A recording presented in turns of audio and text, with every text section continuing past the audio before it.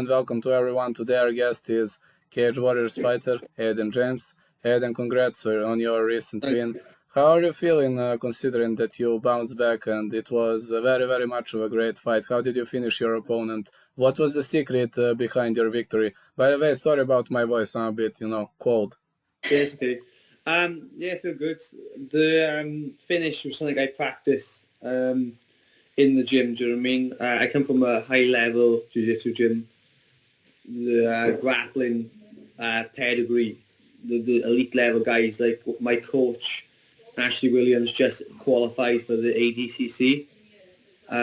So, like, you can imagine that the grappling taught is they're a high level, but then also with me being like an MMA fighter, I use the grappling to its advantage. A lot of guys say that jiu-jitsu doesn't work in MMA. I mean, they'll say like, oh, you can't use jiu-jitsu in MMA, but I disagree. I believe you can use jiu-jitsu in MMA. You've just got to change jiu-jitsu up. So I was practicing, like, if I end up on my back, how to, like, when I catch up a triangle, use strike, using elbows, or use it to sweep. But I managed to get the elbow finish instead, so that's good. How do you finish via elbows from a triangle position? It's easy to lock a triangle, but it's very hard to land elbows of the triangle. Can you please elaborate it to our fans, please? So, yeah, I just made sure I had one hand controlling, so I control his head, and then his hand I was just hitting the elbows. But I broke his nose with a punch just before, so just before we hit the ground. So he was choking on his own blood. I could hear him gargling. So I was squeezing him and choking him. And as he was gargling, he was trying to defend the choke. He was trying to get his arm back. So I used that space to land the elbows.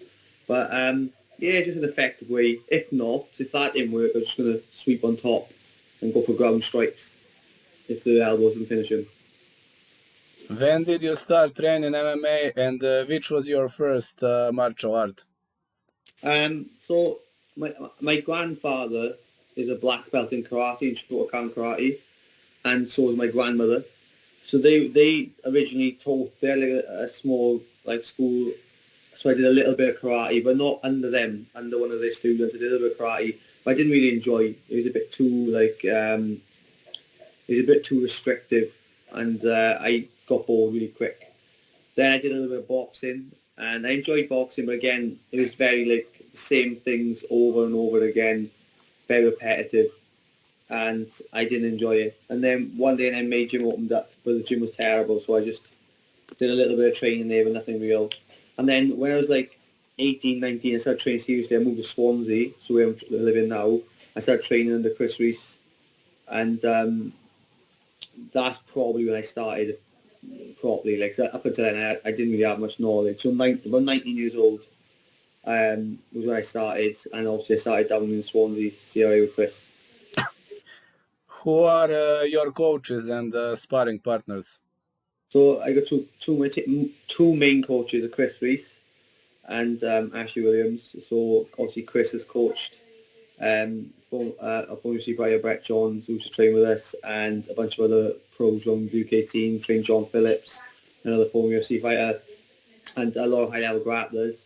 And then Ash Williams is my jiu-jitsu coach, and he's still one of my close coaches. Like, I ask him, like, obviously the mental side of things and what have you. And again, he's very high level in jiu-jitsu. He just, like I said, qualified for ADCC, so we'll be out there next September now, representing the UK and Wales. Then sparring partners wise, like a lot of amateurs, like a lot of guys like unknown names, little kid called Ellis Clement, Marcus Gable, guys who haven't even had fights. But I was doing a little bit of a show martial arts once a week as well, sparring some of the guys up there.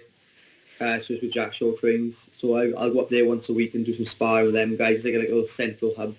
So guys from other gyms come down and spar. But yeah, like I probably the least I've sparred this training camp. Like I didn't spar too much this fight.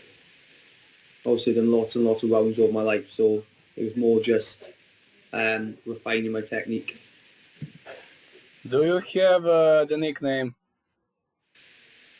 What's that? Nickname, like... Oh, do I have a nickname? No nickname. I got a stupid one in the gym called the Angry Squirrel, but that's just because after I had a fight, an amateur fight, which I TKO'd the guy, and then I was like screaming after the fight. I was like, and they say you look like an angry squirrel. So, but other than that, no official nickname. Do you have the favorite strike and the favorite submission? Favorite submission would be rear naked choke, and the favorite strike would probably be a lead left hook. Lead left hook. Boom. Oh no, actually, favorite strike's a jab. I love the jab. Just bang. How hard it is from 1 to 10 to use BGG in an MMA fight? How hard to use BJJ would be. No, I wouldn't say it's hard. It's something you just use. It's the same question would be how hard is it to use good boxing in an MMA fight. Like good boxing is good boxing. Good jiu-jitsu is good jiu-jitsu. It's not hard to use it. It's not hard to not use it. I mean, I think more just is like how effective are you at implementing your own game. That'd be probably the question I try and answer, which should be it depends on the opponent, but usually, like I said, like good jiu-jitsu is good jiu-jitsu, and same as good striking is good striking. So I don't see it as something that I have to try and implement. I'm just going to implement it when it's needed. Do you still remember your first amateur fight? Yeah. I had a hiding. I got battered. Terrible. You mean I didn't have a clue. I was just straight in, 3 rounds. The guy beat the shit out of me, and it was horrible. And then I fought 2 weeks later, and then won my TKO. But yeah, it's just part of fighting. Sometimes you win, sometimes you lose. Who was the hardest amateur opponent for you? Um, Adam Bramhall probably was the hardest fight. He's a pro. He's like number 8 in the UK right now. But I cut a lot of weight. I did 135, so bantamweight, but it was on the day weigh-in. So I weighed in the morning bantamweight. And I had 2 fights that night. It was a tournament. And me and Adam were in the final together. And I won the fight, but it was the toughest fight I've ever had. Like, it was horrible. Hated every second of it. How did your professional debut look like against Ashley Williams? Can you please describe it? It was tough. It was my 3rd fight in 12 weeks. I had my last 2 amateur fights, and then a few weeks later I had my pro debut. And I was a bit exhausted, and I went in, and he's a tough guy. His record's not correct online. He's had a lot of fights. Do you know what I mean? He's fought a lot of guys under different rules. He's a dangerous opponent, and yeah, I made a meal of that fight. Like I thought I'd finish in 1 round, but I didn't. It took me to the 3rd. So yeah, that was a very tough fight as well. Mainly because I didn't respect his durability enough going into it. What do you think about Brave CF as a promotion? You had a lot of fight back there. I mean, how hard it is compared to other elite level promotions? I think Brave's great. Like I loved Brave. I left Brave for personal reasons, but as a promotion, they're really good. There's a couple of things that obviously I didn't enjoy, which is the reason why I left. But other than that, like what the Hawk is doing and the Prince, they're doing great work of expanding MMA globally. They are trying to get to different countries. They do look for good. They do scout talent around each country they go to, and they do make you feel special when you're there. Like it's a VIP treatment. But yeah, like I wouldn't say the skill is any different to any other promotion. Where you've got Cage Warriors, or you've got Abu Dhabi Warriors, you've got PFL, Bellator. Like there's tough guys in all these divisions across all these promotions. There's no one like the only promotion with the best guys is the UFC, but everyone knows that. How did you defeat Franz Molambo? Really a choke. Just I took him down, got to his back, and chucked the choke on nice and fast because I didn't want to stand with him. He punched really hard, really fast, and he was very dangerous. So I needed to be smart, and I decided to take him down. How would you describe your fighting style? MMA. So whatever's needed on the night. If I can stand and strike, then I'll stand and strike. If I take him down, work with ground and pound or submission game, then I'll do that. But yeah, MMA, like any area, whatever's needed. Can you please describe one day in your life? So I get up about 7 a.m. I usually have like a coffee with my girlfriend and a protein shake.